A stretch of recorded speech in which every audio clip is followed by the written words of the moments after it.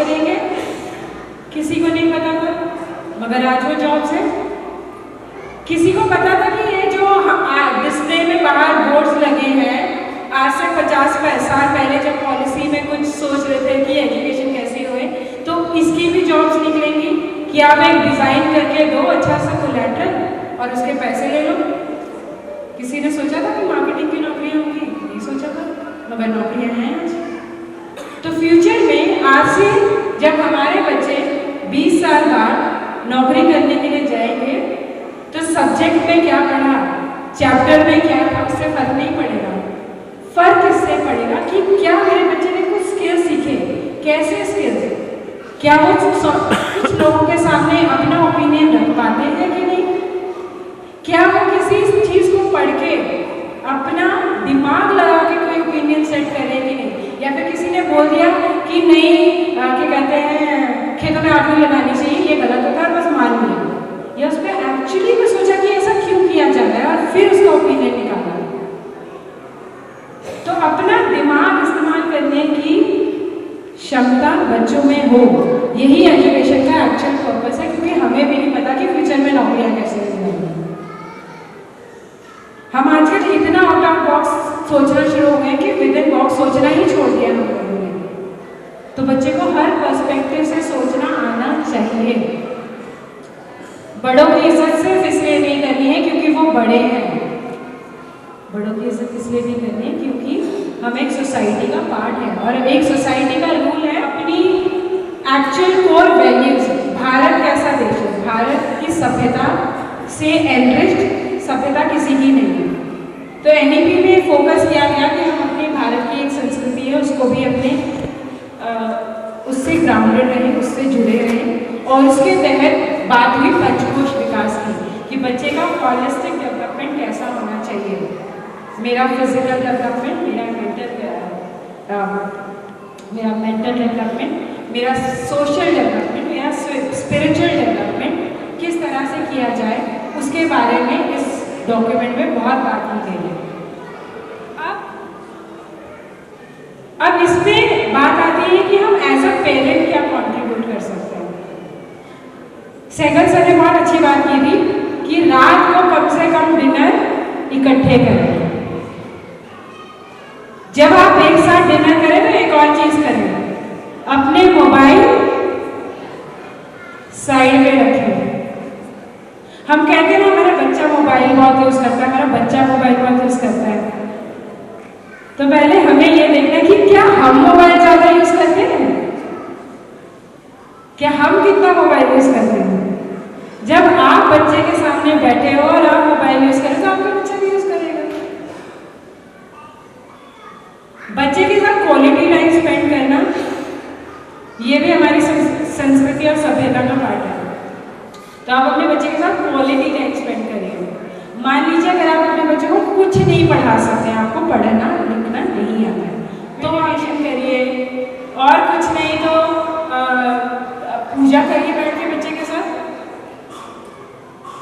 जो भी आप धर्म फॉलो करते हैं उसमें पूजा करिए, ध्यान लगाइए, अलग अलग तरह से बच्चे के ग्रोथ में कंट्रीब्यूट करिए।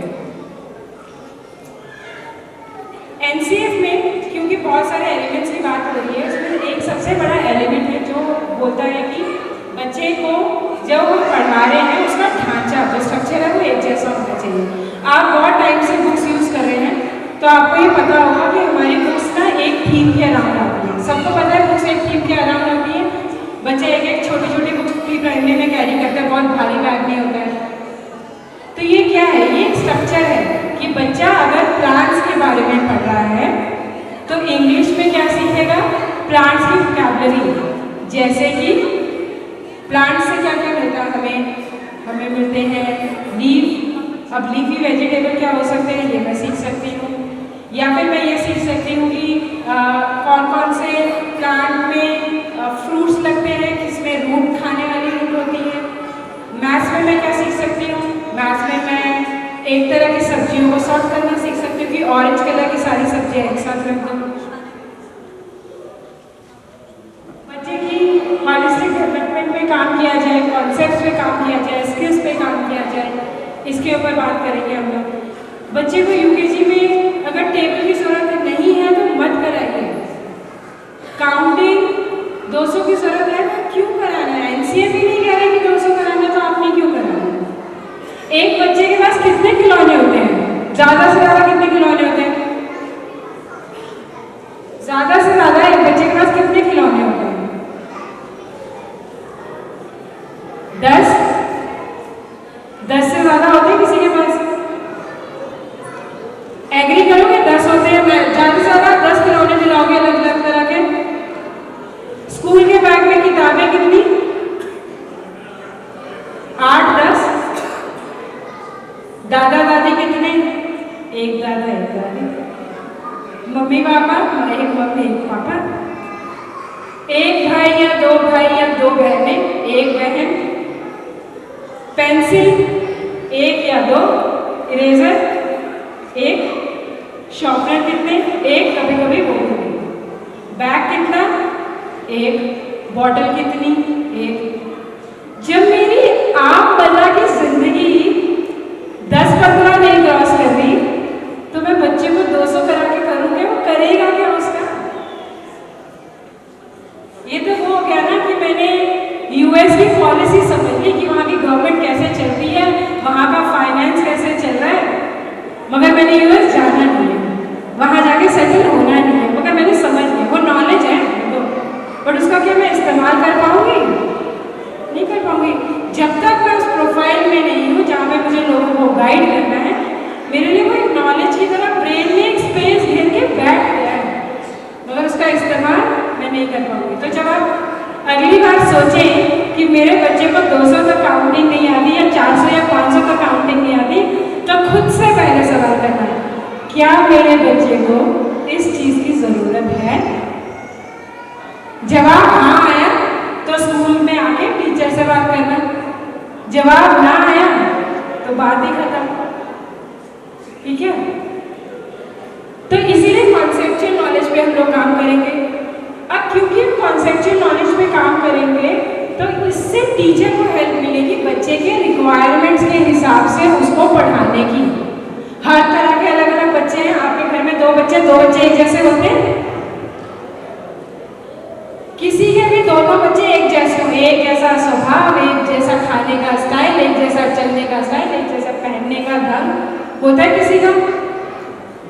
घर में बीवी और हस्बैंड की चॉइसेस नहीं है, किसी को करेला पसंद है, किसी को नहीं है, किसी को घिया पसंद हो सकता है, किसी को ना पसंद हो, किसी को घिए के कोफ्ते पसंद हो सकते हैं, किसी को घिए की सब्जी पसंद हो सकती है।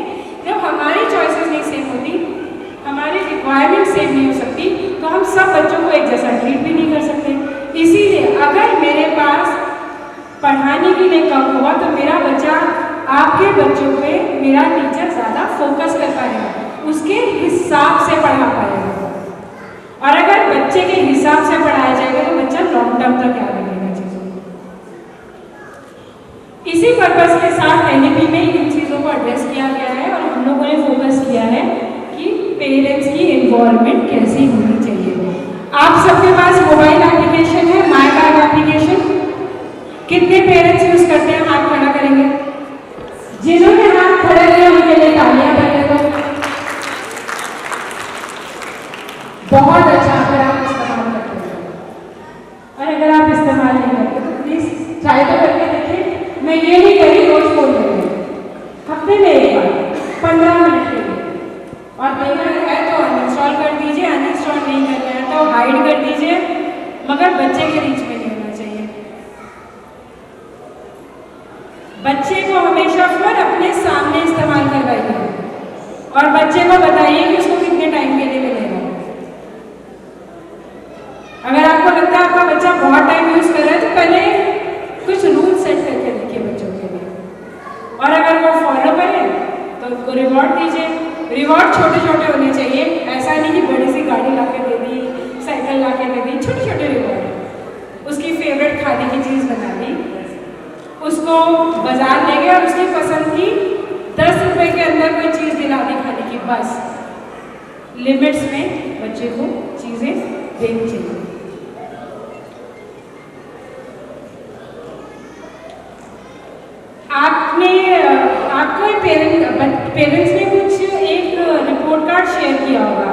इस बार। और बार बार उन्होंने एक टर्म यूज की होगी, हॉलिस्टिक प्रोग्रेस रिपोर्ट कार्ड। सुना है टर्म? मैम ये इसका पूरा साल ये कैसा कर रहा है उसका पूरा इसमें सब कुछ दिया हुआ है। देखो ये क्या कहते हैं, खेल में कितना अच्छा है, ये कलरिंग में कितना अच्छा है, इसका इंग्लिश कैसा है, इसका मैथ्स कैसा है। इन चीज़ों के बारे में आपके टीचर्स आपसे बात करते हैं। तो ये क्या है, ये बच्चे का एक संपूर्ण विकास जिसे कहते हैं हम। जब हॉलिस्टिक क्या है, हम हॉलिस्टिक संपूर्ण विकास है कि बच्चा पूरी तरह से डेवलप कैसे हुआ, और उसमें 5 एलिमेंट्स आते हैं। तो उस पूरे 5 एलिमेंट्स को देखना और उसका एक निष्कर्ष निकालना बच्चे का एक हॉलिस्टिक प्रोग्रेस रिपोर्ट कार्ड बन जाता है। उसको सिंपल अक्षरों में मैं ये कहूँगी कि ये देखना कि अगर मेरा बच्चा नर्सरी कर गया है तो क्या नर्सरी के हिसाब से उसको पढ़ना आता है, चीज़ें काउंट करनी आती है, या फिर वो अपने टीचर के साथ बात करते पाता है, वो दोस्त बना पाता है। अगर वो ये सब कर पा रहा है तो मतलब उसका संपूर्ण विकास हो रहा है नर्सरी के हिसाब से। ठीक है, तो यही हॉलिस्टिक प्रोग्रेस रिपोर्ट कार्ड में बात की गई है। हम लोग टीचर्स ट्रेनिंग की बात कर रहे हैं ताकि टीचर्स को ट्रेन किया जाए। अगर टीचर ट्रेन होगा तभी बच्चा और बेटर करेगा। इसीलिए टीचर्स की ट्रेनिंग आपके स्कूल में इतनी होती है कि हम बार बार आते हैं, आपके टीचर्स के साथ कनेक्ट करते हैं। आपको पता होगा आपके स्कूल के 5 टीचर्स CBSE के रिसोर्स पर्सन बने हैं। क्या आपको पता है? टीचर्स के लिए प्लीज क्लैप करिए। आपका स्कूल पंजाब को, इस डिस्ट्रिक्ट को 5 CBSE के रिसोर्स पर्सन, CBSE बहुत बड़ी बॉडी है, वहाँ पर जाके इम्पैनल होना खुद में एक अचीवमेंट है। और आपके स्कूल से अगर ऐसे टीचर्स आ रहे हैं इसका मतलब आपका स्कूल सर इंक्लूडेड है, अंकुश सर इंक्लूडेड है, हरपाल मैम इंक्लूडेड है। ऐसा स्कूल आपको आपके आसपास कहीं नहीं मिलेगा जहाँ पे इस तरह से चीज़ें हो रही है, इस लेवल पे चीज़ें हो रही है। टीचर्स ट्रेनिंग में फोकस करने का पर्पस ही ये था कि हम लोग टीचर्स को एम्पावर कर सकें और आपके बच्चों के पास सही एजुकेशन लेके आए। स्कूल बहुत ओपन है लर्निंग के लिए, क्योंकि खुद ओपन है, इसीलिए आपके बच्चों को भी उतना ही अच्छे से पढ़ा रहे हैं। मैं इस पर ज़्यादा टाइम नहीं स्पेंड करूँगी। कुछ एक टर्म्स आपने सुनी होंगी। अब मैं, अगर मुझे किसी ने 100 गाइडलाइंस दे दी तो उसको इम्प्लीमेंट करने के लिए कोई टूल तो होना चाहिए, कोई चेकलिस्ट तो होनी चाहिए। वो चेकलिस्ट क्या है? 2 तरह से है। एक है निपुण। आपने निपुण भारत की बहुत सारी एडवर्टीजमेंट देखी होगी, टीवी पे, दूरदर्शन पे, रेडियो पे अक्सर चला रहता है। न्यूज़ एंकर इसके बारे में बहुत डिस्कस किया है इन्होंने पास्ट में। एक आपने एग्जाम के बारे में सुना होगा, परख। ये एग्जाम जो है निपुण और परख, ये क्या है? ये देखने के लिए कि क्या मेरा बच्चा ये कर भी पा रहा है जो मैं बोल रही हूँ। अगर मैं कह रही हूँ कि मेरा क्लास 2 का बच्चा 2 डिजिट की सब्ट्रैक्शन करता है, मतलब कि 15 में से 11 माइनस करने पर 4 आंसर आएगा, ये सही आंसर निकाल पाए तो वो निपुण हो गया। मतलब उसको 2 डिजिट का सब्ट्रैक्शन में वो बच्चा निपुण है। ये निपुण का डेफिनेशन है, बड़ा सिंपल। मेरा बच्चा लेटर C का साउंड होता है ये पहचान पाया, वो इसमें निपुण है। वो इससे एक शब्द बना पाया, एक्टिव कैट। सो ये बच्चा CAT कैट पढ़ने में निपुण हो गया। मेरा बच्चा इससे एक सेंटेंस बना पाया, आई हैव अ कैट। बच्चा सेंटेंस बनाने में निपुण हो गया, उस वर्ड के यूसेज में निपुण हो गया। ये निपुण का एक फ्रेम है जो इस पे उसको काउंट किया जाता है कि बच्चा पढ़ रहा है या सीख रहा है या नहीं। और इसी के लिए इनका ये पिक्चर में आया है। और तीसरी हमने बात की ही है हॉलिस्टिक प्रोग्रेस रिपोर्ट कार्ड, वो भी इसी को मेजर करने के लिए निपुण के जो पैरामीटर्स हैं, कॉम्पिटेंसीज हैं, उसको अचीव करने के लिए एक फ्रेमवर्क हमें परख के गाइडलाइंस के हिसाब से प्रिपेयर किया गया। परख के एग्जाम्स कब होते हैं? क्लास 3 में होते हैं, 5th में होते हैं और 8th में होते हैं। लास्ट हुआ था 4 दिसंबर को। अब अगला जब भी हमें नई डेट मिलेगी तब होगा, बट हर साल होगा, ये देखने के लिए कि क्या हम सही डायरेक्शन में जा रहे हैं कि नहीं जा रहे हैं। और हम सही डायरेक्शन में तब जाएंगे जब सबसे पहले आप स्कूल पे विश्वास रखेंगे कि जो स्कूल कर रहा है वो सही कर रहा है। कभी हम डॉक्टर को जाके बोलते हैं कि मैं सर मेरा ना पेट दर्द हो रहा है, मुझे आप पेट दर्द की दवाई टेंडाजोल दे दो, या फिर कभी बोलते हो ओफ्लॉक्सासिन दे दो, मुझे बहुत बुखार है मुझे एक पैरासीटामोल दे दो, एक एंटीबायोटिक दे दो, एज़िवॉक दे देना, मुझे एजिथ्रोमाइसिन नहीं चाहिए। डॉक्टर को बोलते हैं ये? किसी ने डॉक्टर को जाके ऐसा बोला? लॉयर को जाके बोलते हैं कि मेरा चालान हो गया, सेक्शन 100 के अंडर है, आप मेरा केस लड़िए, ये तो गलत है। आप कभी बताते हैं लॉयर को कि कौन सा सेक्शन के अंदर आपने क्या करना है? नहीं बताते ना। डॉक्टर को नहीं बताते दवाई कैसे देनी है, लॉयर को नहीं बताते कि केस कैसे लड़ना है, तो टीचर को नहीं बताते कि पढ़ाना कैसे है। टीचर भी तो एक्सपर्ट है ना, है कि नहीं है? अब कोई कल का हमें ये बताए कि अच्छे मम्मी पापा कैसे बनना है, या आप अपने बच्चे को अच्छे से पाल कैसे सकते हैं, खिला कैसे सकते हैं, तो आपको गुस्सा आएगा ना कि अच्छा अब मेरे को बताओगे कि मेरे बच्चे को मुझे रोज क्या खिलाना है, या मेरे बच्चे को मुझे कैसे हैंडल करना है। बुरा लगता है ना। घर में अक्सर हो जाता है ना कि अगर आपकी निगरानी जेठानी हमें बोल दिया कि आपका बच्चा बड़ा खराब है तो आपको गुस्सा आ जाता है।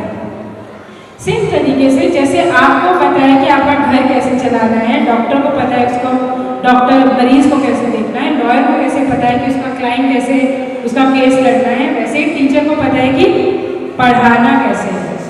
विश्वास रखिए और टीचर को उनकी ड्यूटी करने दीजिए, जैसे कर रहे हैं वैसे करने दीजिए।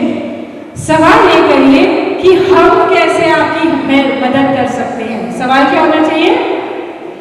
हम आपकी इस पढ़ाई में अपने बच्चे के लिए कैसे मदद करें। इस सवाल के साथ आइए, सवाल सही होगा जवाब भी आपको बिल्कुल सही मिलेगा। आगे मैं ज़्यादा टाइम नहीं लूँगी इन चीज़ों पे। आप ऑक्सफोर्ड एडवांटेज काफ़ी टाइम से यूज़ कर रहे हैं। इसके अंदर हम लोग टीचर्स की ट्रेनिंग, बच्चों को डिजिटल रिसोर्सेज, मोबाइल एप्लीकेशन आप ऑलरेडी यूज़ कर रहे हैं। जो नहीं यूज़ कर रहे हैं उनको आज मैं बड़ी जल्दी से बताऊँगी कि यूज़ कैसे करना है। ट्राई करिए यूज़ करने में। हमारे पास स्कूल में आइए, स्कूल आपको हेल्प करेगा डाउनलोड करने में, एक्टिवेट करने में। आपको सिर्फ बच्चे के साथ 10-15 मिनट बैठ के, जब टीचर कोई टास्क असाइन करता है तो बस उस टास्क पे टाइम स्पेंड करना है। बस उस 5 मिनट के लिए वो मोबाइल बच्चे को देना है। और ये याद दिला दो, बच्चे को सही आंसर नहीं बताना है। ऐसा ना हो कि मैम ने टेस्ट दिया और बच्चे को सही आंसर दिला दो, ये सोच के कि ये तो बहुत टाइम ले रहा है या मेरे बच्चे को टॉप करना है। ऐसा नहीं करना है। एक्टिविटी बेस्ड लर्निंग है, स्किल पे हम फोकस कर रहे हैं। लर्निंग आउटकम बेस्ड एजुकेशन हो चुकी है। जैसे हमने बताया कि एजुकेशन सिस्टम चेंज हो रहा है, तो ये सिस्टम भी लर्निंग आउटकम की बच्चा सीखेगा क्या किस एज पे, उसके अलावा हम लोगों ने डिफाइन किया है और वैसे ही चीज़ें दी जाती हैं। इनफैक्ट आप यहाँ को सिखा भी सकते हैं। थीमेटिक ऑर्गेनाइजेशन के बारे में थोड़ा सा बात करेंगे। जैसे मैं एग्जांपल दे रही थी, मान लीजिए अगर मेरा फूड का थीम है तो मेरी राइम्स कैसी होंगी, कहानियाँ कैसी होंगी, कविताएं कैसी होंगी, फूड के अराउंड होगी। जैसे यहाँ पर है मैक्रोनी के mumble mumble in my tummy. Then vocabulary development कैसे होगी, जैसे मैं पढ़ रही हूँ लेटेस, लेडी फिंगर, लेमन, लेडन, मतलब फूड के अराउंड की होगी। मैथ्स आएगा तो मैथ्स में एग्जाम्पल कैसे होंगे, फूड के अराउंड होंगी। जैसे मुझे वाटरमेलन दिख रहा है, पपाया दिख रहा है, कुकीज़ दिख रही हैं, तो एग्जाम्पल्स कैसे होंगे, फूड के अराउंड होंगे। जनरल अवेयरनेस में बच्चा एनिमल्स के बारे में पढ़ेगा कि मुझे एनिमल से क्या मिलता है, एनिमल्स अच्छे healthy food and healthy food क्या होता है। बच्चा आर्ट एंड क्राफ्ट में वो सीखेगा, वैल्यूज में वो सीखेगा, एक्टिविटीज़ करेगा कलरिंग पेस्टिंग की अराउंड द सेम थिंग।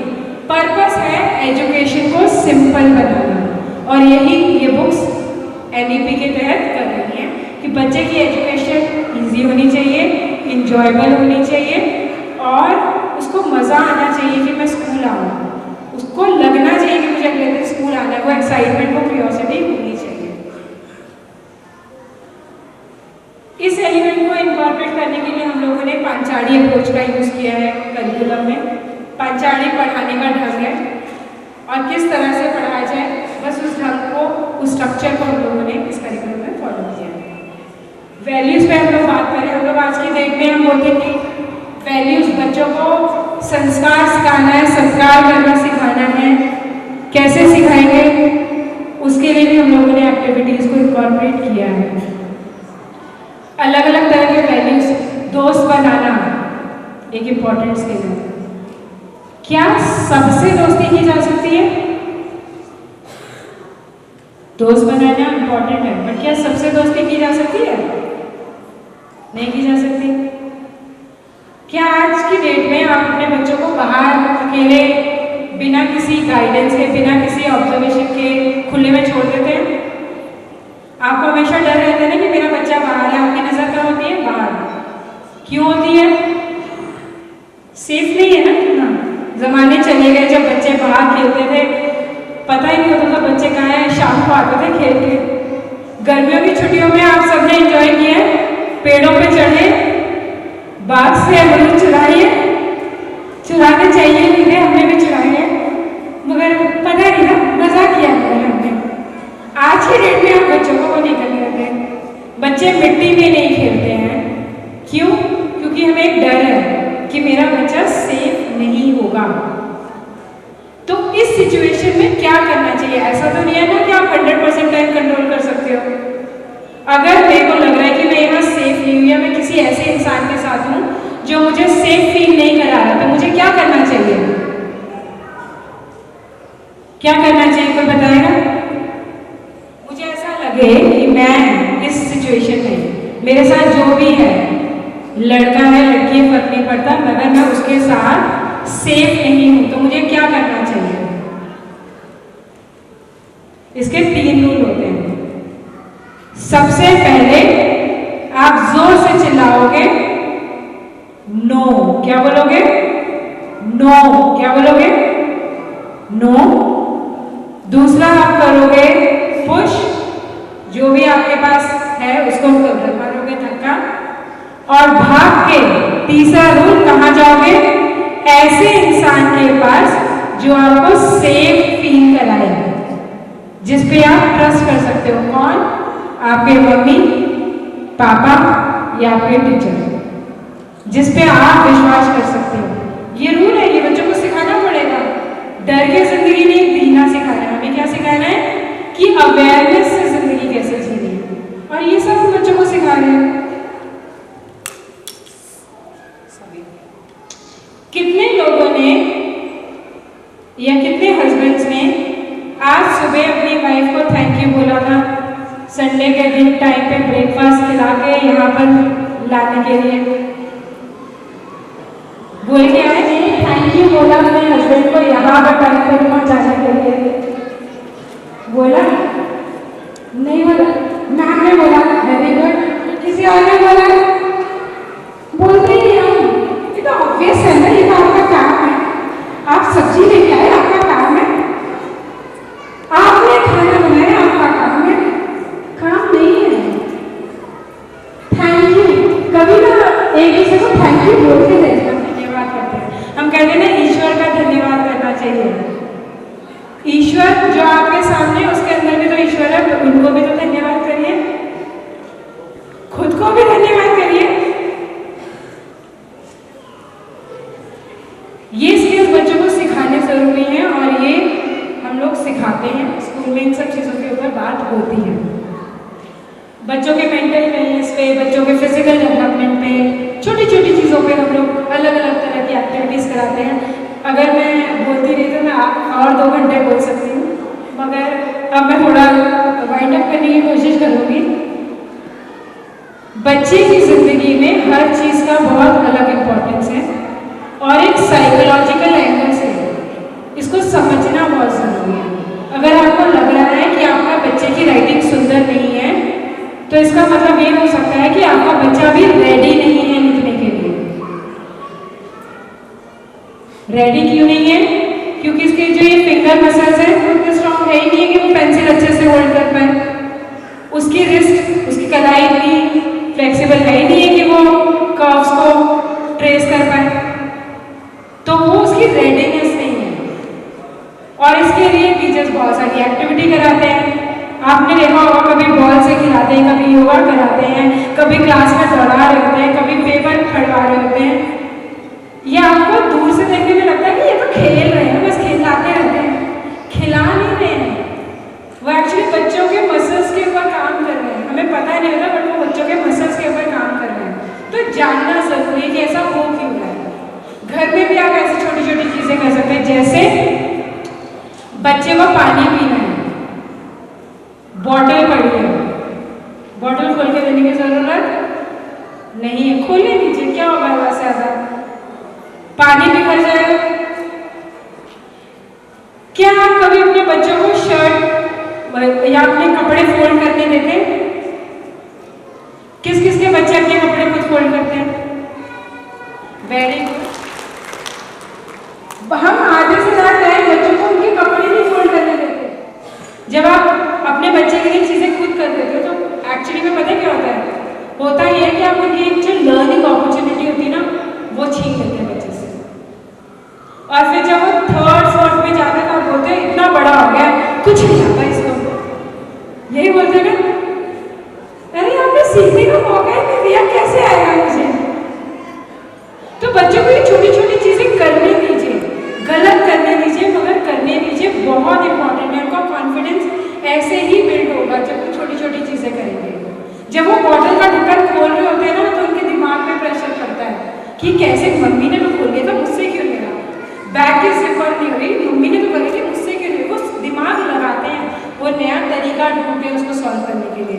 बच्चे हमसे बहुत आगे बढ़ चुके हैं, बस हम बच्चों से आगे नहीं बढ़ पा रहे हैं, हम उनको खींच के रख रहे हैं अपने पास। तो बच्चों को आगे बढ़ने दीजिए, उनको अपनी चीज़ें अपने आप करने दीजिए। कोई बात नहीं, अगर गलत किया तो क्या, सीख जाएंगे, मगर सीखने का मौका देना बहुत ज़रूरी है। फिजिकल और मानसिक जो जिसे कहते हैं डेवलपमेंट तभी होगी अगर आप बच्चों को ये चीज़ें करने देंगे। इसके अलावा बच्चों को सोशली इन्वॉल्व होने दीजिए, शेयरिंग सिखाइए। कभी एटलीस्ट किसी एक बर्थडे पे किसी अनाथालय ले जाइए, बुजुर्गों के साथ उनकी सेवा करवाइए। घर में दादा दादी हैं तो उनको कभी पानी पिलाने के लिए बोलिए, उनके पैर दबाने के लिए बोलिए, उनसे ये पूछने के लिए बोलिए कि दादी से पूछ के आओ कि आज वो कैसे हैं, उन्होंने खाना खाया कि नहीं खाया। ऐसी छोटी छोटी चीज़ें ये सिखानी है बच्चों को, इसी से उनके सोशल जो स्किल्स हैं वो डेवलप होंगे, उनकी इमोशनल जो डेवलपमेंट है वो होगी। हम बोलते हैं ना, बच्चा बड़ा हो जाता है, हमारे साथ बैठता ही नहीं है, हमसे बात ही नहीं करता है, क्योंकि हम लोग बहुत टाइम तक उनके साथ कुछ शेयर ही नहीं करते हैं। हमें हमेशा एक पर्दा बना के रखते हैं। जैसे मैंने आपको बताया कि हम फाइनेंशियल बच्चों के साथ कभी डिस्कस ही नहीं करते हैं, तो करना चाहिए, इम्पॉर्टेंट है उनके लिए। भाषा सिखाओ, भाषा जिस तरह की है, चाहे वो आपकी मातृभाषा है, पंजाबी है, चाहे हिंदी है, चाहे नई भाषा अंग्रेजी सीख रहे हैं, इंग्लिश सीखने दीजिए, बच्चों को एक्सपोजर दीजिए, अच्छा कंटेंट सुनने दीजिए। वो यूट्यूब पे क्या देख रहे हैं आपको पता होना चाहिए। यूट्यूब पे रादर आप एक किड्स के लिए यूट्यूब अलग से आता है। अगर आपके घर में आप अपने बच्चों को अपना मोबाइल देते हैं तो रेगुलर यूट्यूब को डिसेबल करके यूट्यूब किड्स को एक्टिवेट करिए, ताकि बच्चे के पास उसका रिलेवेंट कंटेंट आए, कुछ गलत कंटेंट ना आए। तो जो बच्चों को एक्सपोजर देना ना, वो हमारे हाथ में है। उनको क्या डायरेक्शन में ले जाना है वो हमारे हाथ में है। अगर आप स्कूल के साथ इन कोलैबोरेशन इन चीज़ों पे काम करोगे तो आपको दिक्कतें नहीं आएंगी, आपको शायद स्कूल की तरफ से और अच्छे सजेशंस मिल सकते हैं। बच्चों को अलग अलग संडे को एक एक्टिविटी तय कर लीजिए बच्चों के साथ। कुछ एक गेम्स बताती जो आप बच्चों के साथ खेल सकते हो। I see with my eye red.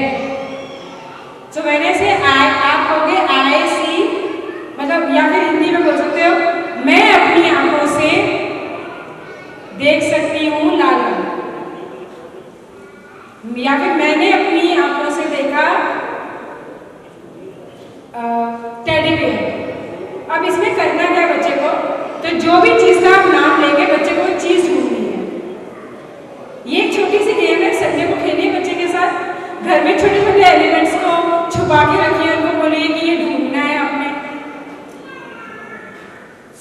ये गेम खेल सकते हैं, कलर्स दे दीजिए बच्चों को। मेरे घर में खाना बनाने के लिए मेड आती है, तो जब भी वो खाना बनाने के लिए आती थी ना, तो वो अपने बच्चे को मोबाइल दे देती थी और यूट्यूब पे आजकल जो रील्स चलती है वो देखती थी। मुझे बिल्कुल अच्छा नहीं लगता था, तो मैंने क्या किया, उसका सॉल्यूशन क्या किया, मैं कलर्स लेके आ गई। मैंने उसको कलर्स दिए और प्लेन शीट दी। जिस दिन से मैंने उसको कलर्स और प्लेन शीट दी है ना, वो मेरे घर आने के लिए अपनी मम्मी को तंग करती है सुबह सुबह कि मेरे घर आना है, क्योंकि वहाँ पे जाके मुझे कलरिंग करना है, का आपको रुकना पड़ेगा। वो रोज आती है, मैं उसको रोज एक शीट देती हूँ, वो कलर करती है, वो कुछ भी बनाती है, मगर वो बिजी है किसमें, कलरिंग में, फोन में बिजी नहीं है।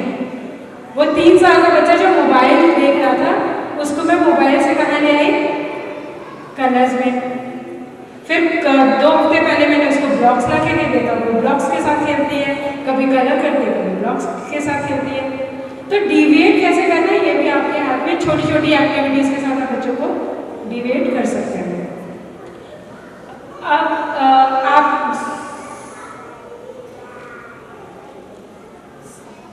इस्तेमाल नहीं कर रहे, वो ये मिस कर रहे हैं।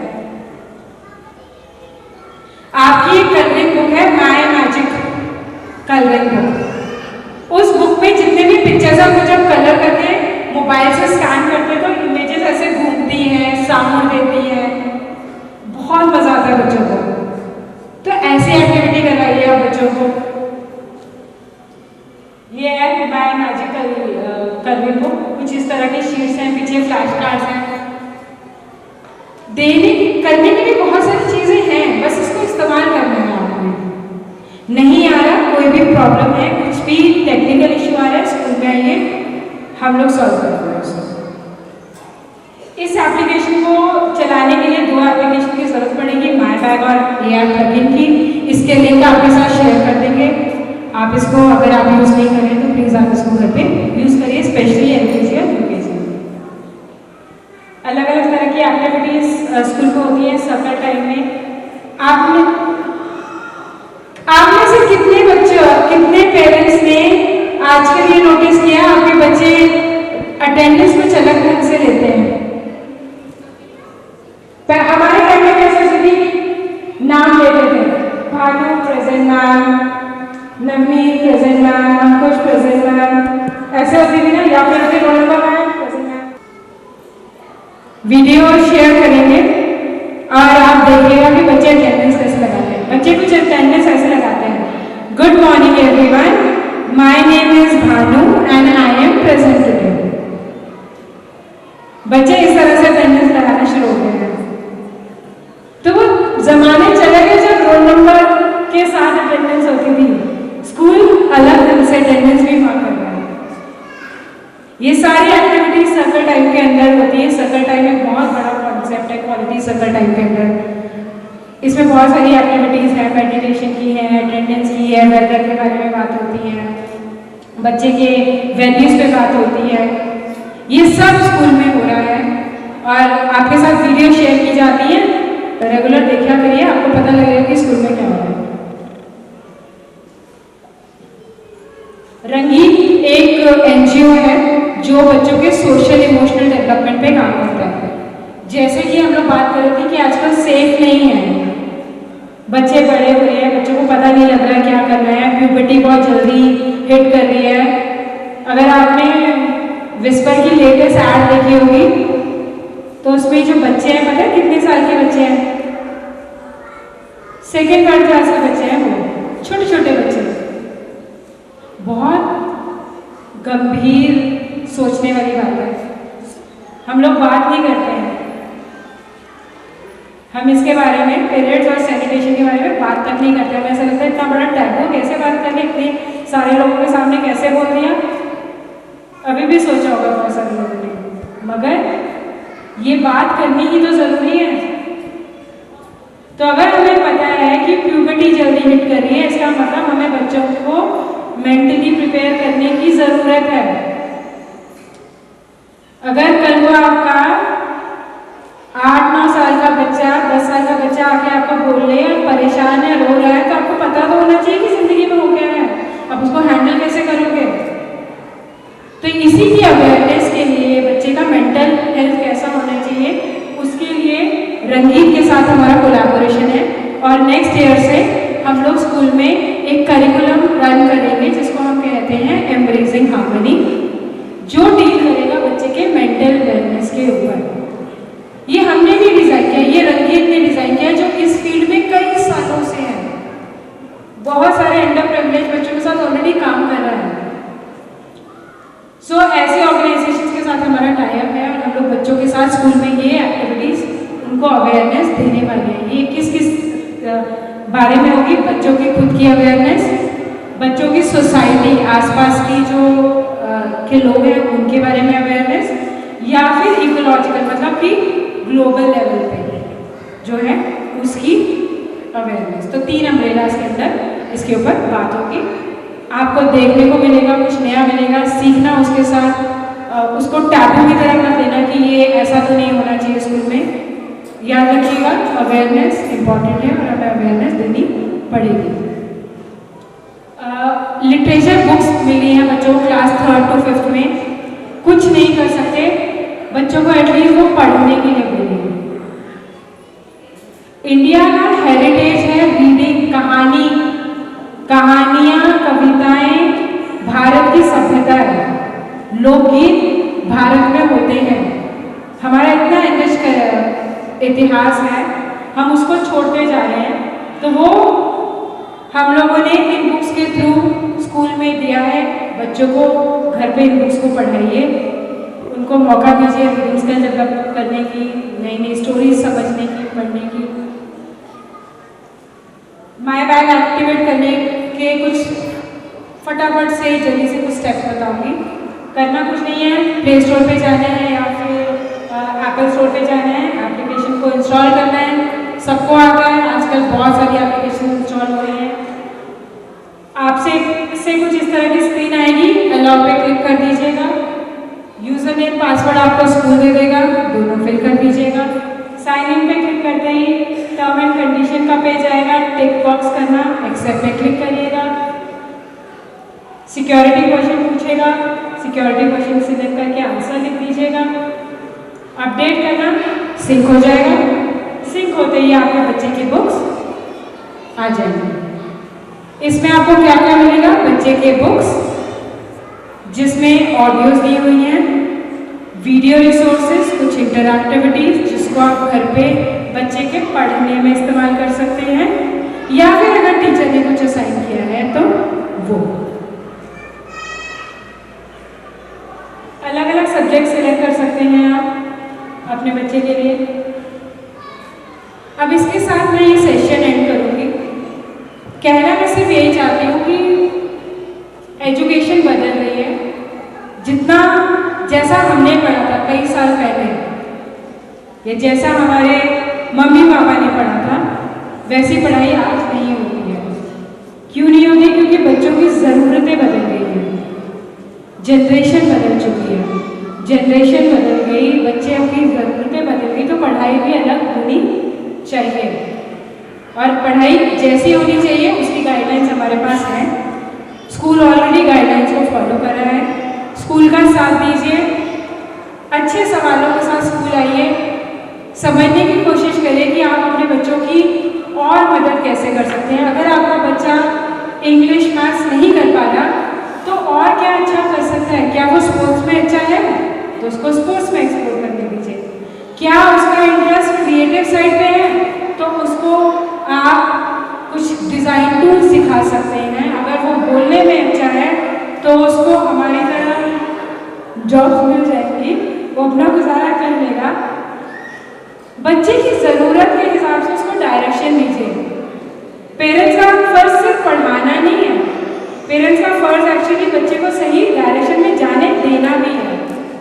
बच्चे को साइंस सिर्फ इसलिए नहीं दिलानी है क्योंकि हमारे पड़ोस में जो बच्चे हैं उन्होंने साइंस ली थी, या फिर हमारे घर में तो सालों से डॉक्टर ही बनते आ रहे हैं तो बच्चे को डॉक्टर ही बनना पड़ेगा, बच्चा क्रिकेटर नहीं बन सकता जी, ये तो गलत हो जाएगा। ऐसा नहीं करना है। ओपन माइंड रखिए। नई जिंदगी, नया जनरेशन है, नई रिक्वायरमेंट है, उनको समझिए, और कहीं पे भी कोई हेल्प की ज़रूरत हो तो स्कूल के पास आइए। थैंक यू सो मच, आप सबने अपना कीमती वक्त दिया, आप संडे को हमारे यहाँ पर आए। स्कूल ने इतना बड़ा एक सेशन ऑर्गेनाइज किया पेरेंट्स के लिए। So first of all again a big applause to you. Thank you for sparing your time, and thank you Supendra sir, Navneet ma'am. Thank you for all the chief guests who have joined us. Thank you sir and ma'am to join us here. अपना time लिया आपने, उसके लिए मैं आपकी शुक्रगुजार हूँ। आपका दिन मंगलमय हो। Thank you so much. Have come here to grace this special gathering. First we have the Director of Wisdom Convent School, Fasalka, Mr. Paramjit Singh Bared. Thank you so much, sir, for being here. Next up, the owner of RSM School, Varyam Kheda, Mr. Gaurav has come here. Thank you so much, sir, for your presence. Further, I would like to invite Mr. Rohit Verma, the CEO of Ravenwood International School, Abohar, to kindly come on the stage and deliver wonderful insights with the parents. Please, sir, give a huge round of applause for Rohit, sir. नाव झज्जर ही सही लहरों से टकराती तो है, बस कहीं से एक चिंगारी ले आओ मेरे दोस्तों, इस दिए के तेल में भिगी हुई बातें तो वे भी है। सबसे पहले मैं धन्यवाद करना चाहूँगा इंपीरियल इंटरनेशनल स्कूल का कि इन्होंने इतना अच्छा प्रोग्राम रखा, सुखविंदर जी का, और हमारे chief guest doctor Rakesh Sehgal साहब का और मिस भानु मैम का कि इन्होंने अपनी लाइफ के एक्सपीरियंसेस हमसे साझा किए और हमारे अंदर ज्ञान की एक नई लो जगा दी। और हमारे गेस्ट परमजीत सर और गौरव जी सर को भी मैं नमन करता हूँ, और यहाँ उपस्थित सभी लोगों को मेरा प्रणाम। क्योंकि ये प्रोग्राम आज पेरेंट्स के ऊपर आधारित है, पेरेंट्स के पर्सपेक्टिव पे आधारित है, तो मैं आज पेरेंट्स के नज़रिए से ही आपके साथ कुछ बात करना चाहूँगा। मेरा एक भतीजा है और एक भतीजी है जिन्हें मैं अपनी जान से भी ज़्यादा प्यार करता हूँ। एज अ पेरेंट हम सबको ये क्लियर होना चाहिए कि हम अपने बच्चों से चाहते क्या हैं। जब मैंने ये सोचा कि मैं अपने बच्चों से क्या चाहता हूँ, तो सबसे पहले मेरे दिमाग में ये चीज़ आई कि मैं चाहता हूँ कि वो लाइफ में सक्सेसफुल हों। पर सक्सेस की क्या परिभाषा है? अगर ऊपर से देखूँ, सुपरफिशियली देखूँ, तो उनके पास नाम हो, उनकी प्रसिद्धि हो और खूब पैसा हो। फिर समझ में आया ये सब तो मटेरियलिस्टिक चीज़ें हैं।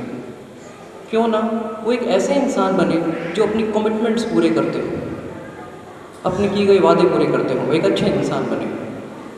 फिर मुझे लगा ये कमिटमेंट्स वगैरह तो ठीक है, वो एक इंटेलेक्चुअली स्ट्रॉन्ग और फिजिकली स्ट्रॉन्ग इंसान बने।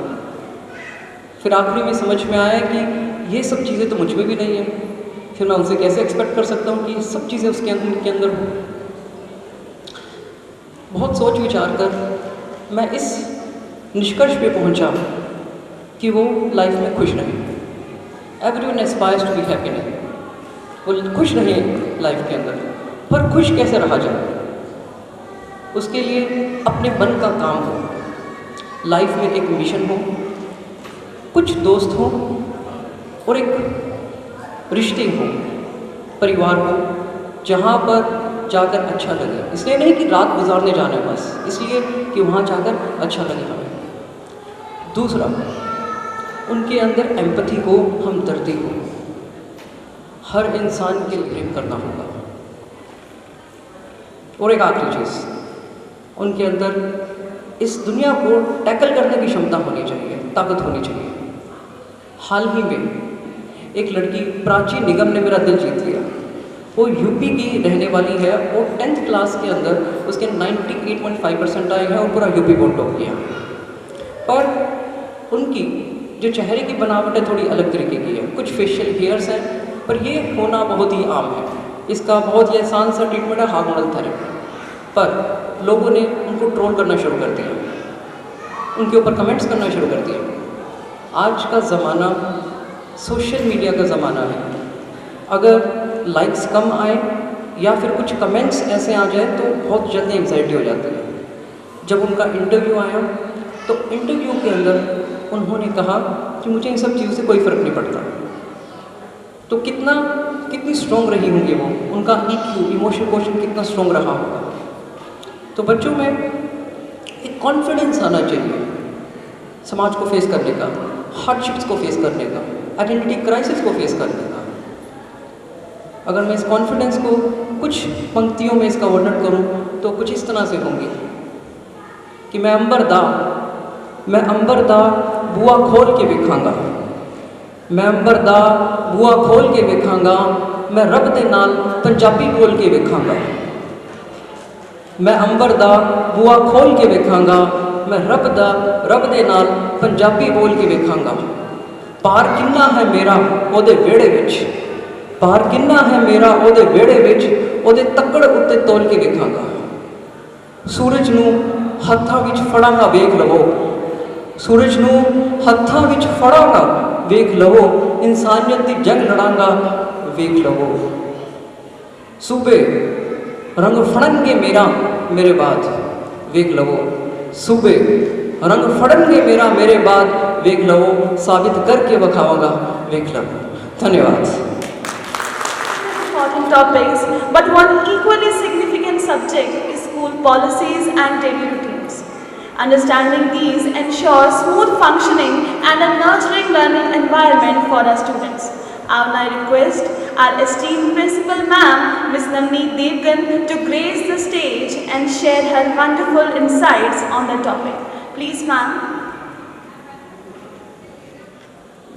First of all, मैं थैंक यू बोलना चाहती हूँ हमारे बहुत ही आदरणीय डॉक्टर राकेश सहगल सर, जिनके आशीर्वाद से और जिनकी गाइडलाइन से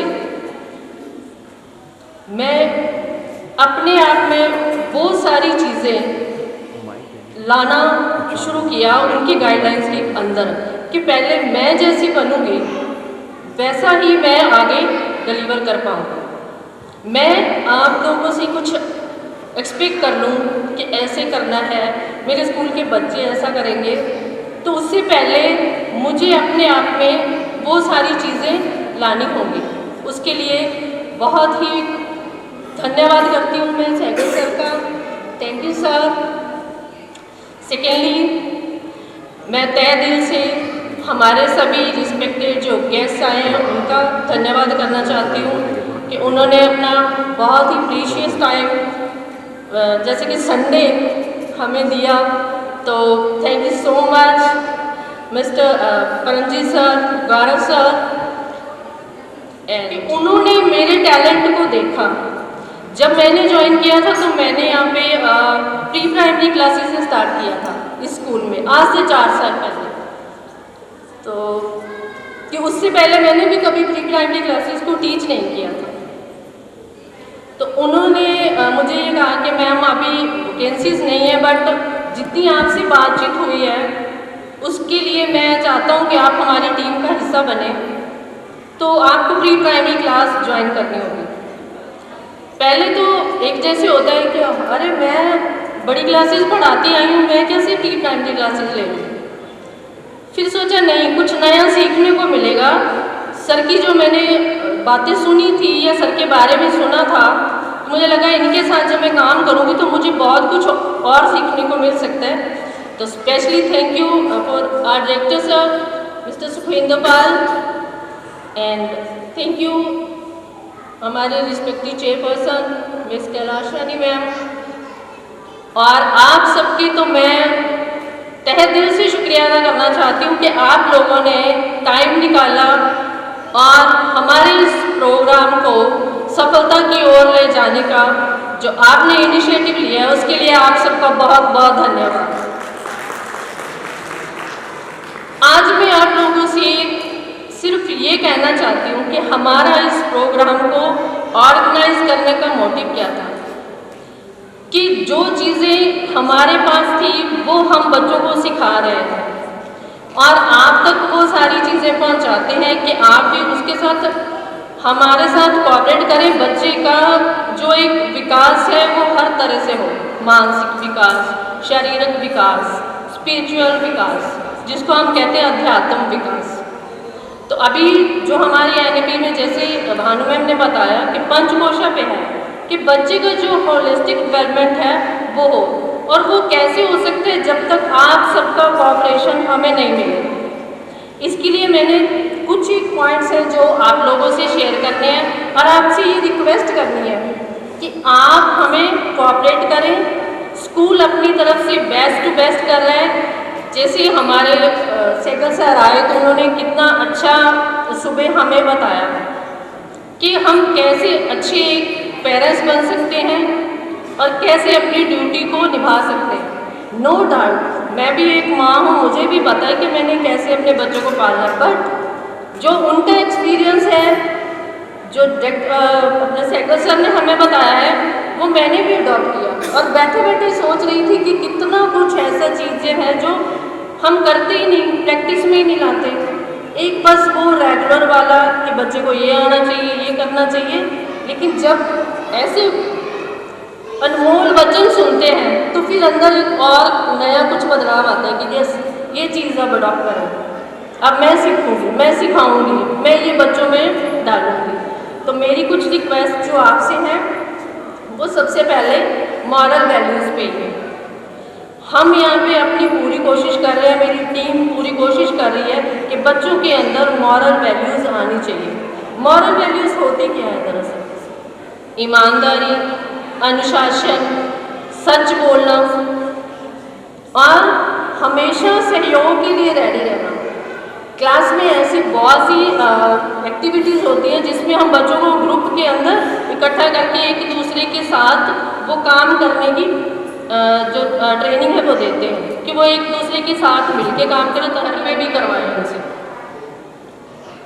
ये एक तरह का होमवर्क सिर्फ बच्चों के लिए नहीं जा रहा, ये होमवर्क का टास्क पेरेंट्स के लिए भी सेम ही वैसा है जो स्कूल में हो रहा है। आप सिर्फ वो प्रैक्टिस जब घर पे करेंगे, बच्चा एक चीज़ को 2 से 3 बार करता है तो वो उसकी हैबिट में शामिल हो जाता है। उसका झूठ, हम एकदम से उसके अंदर तो झूठ बोल रहा है, बट उसको हम इनकरेज करें कि वो अपनी सच्ची सच्ची बात हमें बताए, सच बोलने की आदत है, ईमानदार रहे, अपने टाइम को अच्छे से यूज़ करें। देन उसके आगे है जो मैं स्कूल की प्रिंसिपल होने के नाते ऑब्जर्व करती हूँ और आपसे रिक्वेस्ट कर रही हूँ कि कोऑपरेट करें, बच्चों को प्रॉपर यूनिफॉर्म फॉलो करें। कि यूनिफॉर्म जो है वो एक आइडेंटिफाई करता है एफिलिएशंस, उसकी आइडेंटिफाई एफिलिएशंस है एक ऑर्गेनाइजेशन के लिए, किसी इंस्टीट्यूशन के लिए। एक बच्चे का हर एक स्कूल में, जब आप भी आपके आसपास वाले स्कूल्स देखते हो, एक यूनिफॉर्म निर्धारित किया हुआ है, कौन सा कलर है, कौन सी शर्ट है, उसके साथ टाई है, बेल्ट है, आई कार्ड है, पॉलिश शूज़ है, ये एक पूरा फॉर्म है यूनिफॉर्म। तो वो जब बच्चा फॉलो करता है, बच्चे का स्कूल स्टार्ट होता है, जैसे वो मॉर्निंग स्कूल आएगा तो सबसे पहला पार्ट उसका क्या है? यूनिफॉर्म। अगर बच्चा प्रॉपर यूनिफॉर्म में आ रहा है तो वो फुल कॉन्फिडेंट होगा जब वो स्कूल आ रहा है, क्योंकि सबसे पहले स्कूल में एक्टिविटीज़ होनी है मॉर्निंग असेंबली, और मॉर्निंग असेंबली में हमारे स्कूल का जो रूल है वो ये है कि बच्चे का प्रॉपर जो यूनिफॉर्म है उसको चेक किया जाए, जो उसका इरेगुलरिटीज़ है उनको डिफाइन करके उसको बताया जाए बेटा आपका आई कार्ड क्यों नहीं है। तो मोस्टली जो मेरे फाउंडेशनल स्टेजेस के बच्चे हैं, प्री प्राइमरी के सीनियर केजी तक, उनका ये इशू रहता है मम्मा ने नहीं पहनाया। अब वहीं पे बच्चे के कॉन्फिडेंस में थोड़ा सा लेवल उसका कम हो जाता है। अब उसके दिन की शुरुआत ही अगर लो कॉन्फिडेंस के साथ हो रही है तो हमें भी यही लगता है कि अब ये क्लास में जाके कैसे अपना अपनी प्रैक्टिस करेगा, कैसे उसका मन उसमें लगेगा। तो सबसे पहला पार्ट है यूनिफॉर्म। तो मेरी आप सबसे पेरेंट्स से रिक्वेस्ट है कि इस बच्चे को प्रॉपर यूनिफॉर्म में ही स्कूल भेजा जाए। आप उनकी यूनिफॉर्म का ध्यान रखें, स्पेशली मदर्स को मेरी रिक्वेस्ट है विद अंडरगारमेंट्स, क्योंकि जैसे जैसे वेदर के अकॉर्डिंग अभी सर्दी है, गर्मी है, तो जो अंडरगारमेंट्स हैं वो बहुत ही ज़्यादा ज़रूरी है, कंपल्सरी है। तो मैं आपसे रिक्वेस्ट कर रही हूँ कि बच्चे की ये यूनिफॉर्म है वो प्रॉपर हो with undergarments. Second point, personal hygiene. Personal hygiene का मतलब है कि बच्चा प्रॉपर शावर ले, नहा धो के फ्रेश माइंड से स्कूल में आए, उसकी जो नेल है वो ट्रिम किए हों, बालों में अच्छे से ऑयलिंग की हो।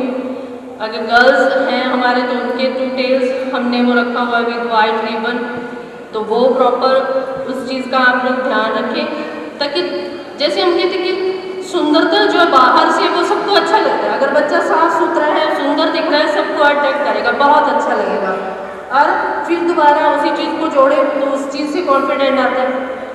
अगर मैंने अच्छे कपड़े पहने हैं, मैंने अच्छे से अपने बाल बनाए, तो मेरे ऑटोमेटिकली एक अंदर ये कॉन्फिडेंट आ रहा है कि हाँ, अगर मुझे कोई बाहर देख रहा है तो मैं अच्छा दिख रहा हूँ।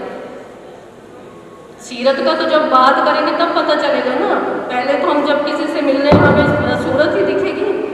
तो मैं आप लोगों से रिक्वेस्ट करती हूँ कि बच्चे को प्रॉपर यूनिफॉर्म में बड़ा अच्छा उसकी हाइजीनिक का ध्यान रखते हुए, नेल कट किए हों, बाल अच्छे से बने हों, तो एक बच्चा जा रहा है यूनिफॉर्म में प्रॉपर, तो उसको खड़ा होकर के पूछे यस कौन से स्कूल का बच्चा है।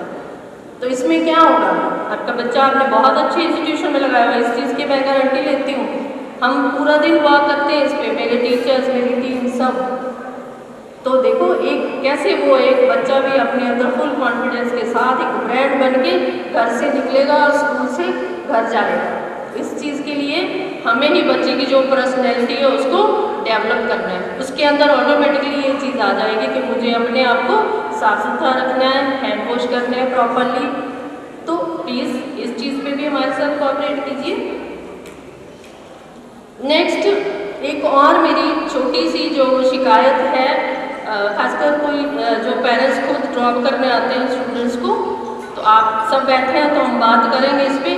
Late commerce and leaves without information, क्या आपने टीचर को इन्फॉर्म नहीं किया है कि आज बच्चा स्कूल आएगा या नहीं आएगा, उसकी क्या पेंडेंसीज रह जाएंगी, होमवर्क कैसे, बस आपने सिर्फ एक इन्फॉर्मेशन देनी है कि आज बच्चा इस वजह से स्कूल नहीं आ रहा, उसको कोई अर्जेंट वर्क है या उसका कोई हेल्थ इशू। उसके बाद हमने देखना है कि उसको कैसे होमवर्क घर पे प्रोवाइड करवाना है, क्या करवाना है, उसका कोई उस तरीके से उठेगी जा रहा है, हर एक चीज़ जा रही है। आपकी तरफ से सिर्फ ये कोऑपरेशन हमारे पास मेरे को चाहिए, आप इन्फॉर्मेशन आ जाए कि आज बच्चा इस रीज़न से एब्सेंट है।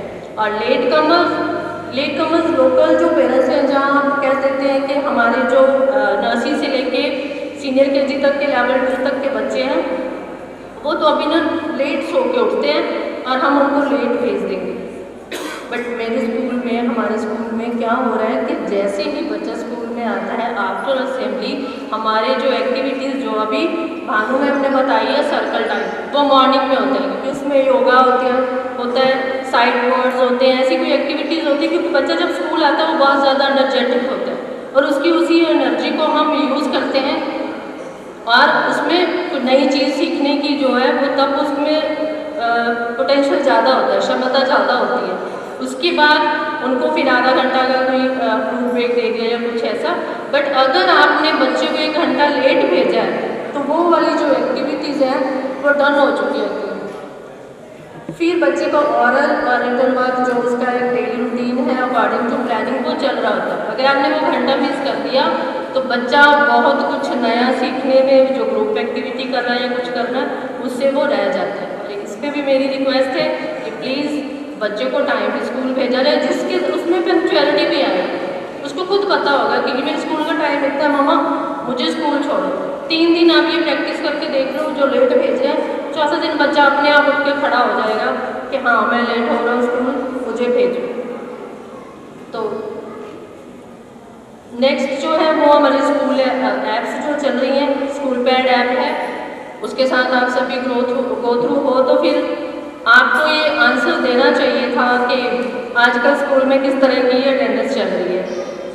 मैं इस साइड फेस करके बैठी थी, मैंने पीछे नहीं देखा कि आप लोगों ने इस पर क्या रिएक्शन दिया है, लेकिन ये प्रैक्टिसेस रोज़ हो रही हैं। और जो हमारे ब्रॉडकास्ट ग्रुप बने हुए हैं क्लासेस के, उसमें डेली ये एक्टिविटीज़ की पिक्स और वीडियोज़ वगैरह हम डालते हैं। इट मीन्स आपने कभी वो नहीं देखी जिनको नहीं पता या जिनका आंसर नहीं था।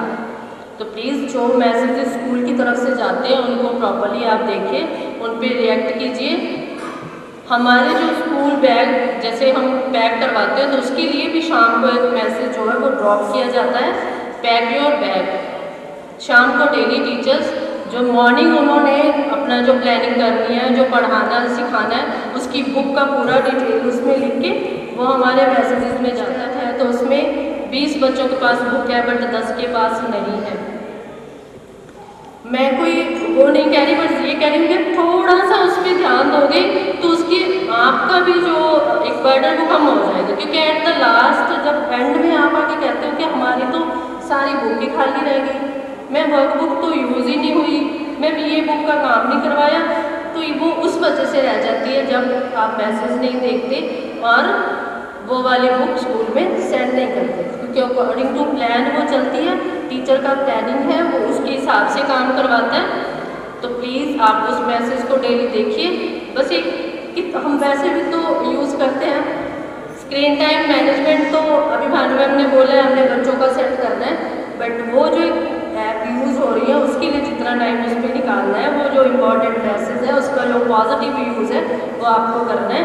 और प्लीज़ आप इस 2-3 चीज़ों पे थोड़ा ध्यान देंगे तो बहुत मतलब अच्छा होगा बच्चे के विकास के लिए। जो बच्चा सीख रहा है उसकी पंक्चुअलिटी आ जाएगी।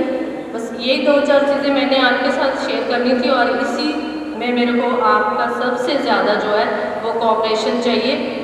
इसी उम्मीद के साथ एक बार फिर आप सबका बहुत बहुत धन्यवाद करती हूँ और यही उम्मीद करते हैं कि हम ऐसे सेशंस आगे भी ऑर्गेनाइज करते रहेंगे। क्योंकि जो अभी प्रीशियस वर्ड्स हमने अपने गेस्ट से सुने हैं तो वो कभी कभी ऐसा चांस मिलता है तो हम उनसे रिक्वेस्ट करेंगे कि वो आए और हमें अपनी प्रॉपर गाइडलाइंस दें। तो एक बार फिर से आप सबका बहुत बहुत धन्यवाद, शुक्रिया। अटेंड की। अब मैं अनुरोध करता हूँ हमारे विद्यालय के चेयरपर्सन मैम नितेश महोदय ji, Saigal sir, Paramjit sir, Gaurav sir, Bhanu ma'am, Sandeep sir, Ankush sir, principal ma'am कि वे मंच पर आएँ और हमारे विद्यालय की ओर से अभिभावकों को उपहार देकर सम्मानित करें।